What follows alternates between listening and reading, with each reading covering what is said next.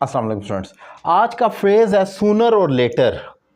एक ना एक दिन। सूनर वैसे तो लफ्जी तौर पर कहा जाता है जल्दी, और लेटर देर से, यानी कि जल्दी हो या देर हो लेकिन ये काम होना ही होना है। तो उस सूरत हाल को सूनर और लेटर कहा जाता है, जैसे कि एक ना एक दिन ये काम होना है। इंपॉर्टेंट फ्रेज डिफाइन करूंगा। अगर आपको मेरे पढ़ाने का तरीका पसंद आए तो एक डेमो क्लास की तरह आप मुझसे ऑनलाइन इंग्लिश लैंग्वेज कोर्स कर सकते हैं, एक रीजनेबल फी पे कर कर।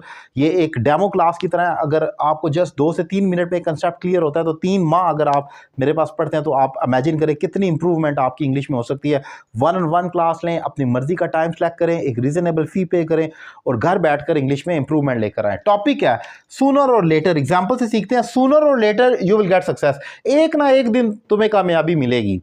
अब कोई शख्स बहुत डिसहर्ट बैठा हुआ है और वो बहुत उदास है, परेशान है, मैं उसे कहता हूँ मोटिवेट करने के लिए, sooner or later you will get success. तुम्हें एक ना एक दिन तुम कामयाब हो जाओगे, तुम्हें कामयाबी मिलेगी। इसी तरीके से I will become a CSS officer. Sooner or letter समझाने का मकसद ये है, सूनर और लेटर एक ऐसी फ्रेज है, स्टार्ट में भी आ सकती है और एंड में भी आ सकती है। It will make no difference at all. इससे जुमले की सेहत पे कोई फर्क नहीं पड़ेगा। आप एंड पर ले, लेकिन स्ट्रक्चर बाकी का टेंस ठीक होना चाहिए। ये ना हो कि आप हेल्पिंग वर्ब की गलती कर रहे हो, टेंस की गलती कर रहे हो, तो वो तो ब्लंडर है, उसकी कोई माफ़ी नहीं है। अब I will become a CSS officer sooner or letter. मैं एक ना एक दिन CSS ऑफिसर ज़रूर बनूंगा। तो एक ना एक दिन, तो वहाँ पर अपनी डिज़ायर का इजहार करने के लिए मैंने लिखा। एक और एग्जाम्पल देखें, sooner or later you will get a good job.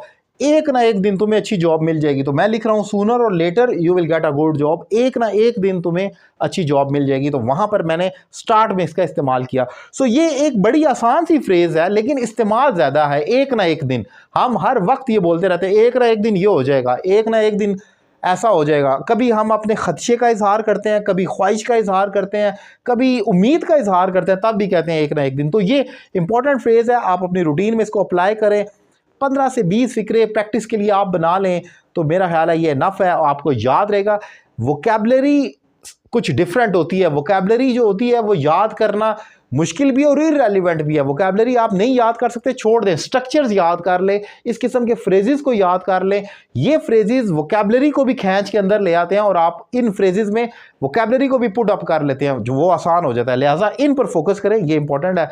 Lecture कैसा लगा अपनी राय का इजहार करें और ऑनलाइन क्लासेस के लिए नंबर आपकी स्क्रीन पर मौजूद है। Thank you very much.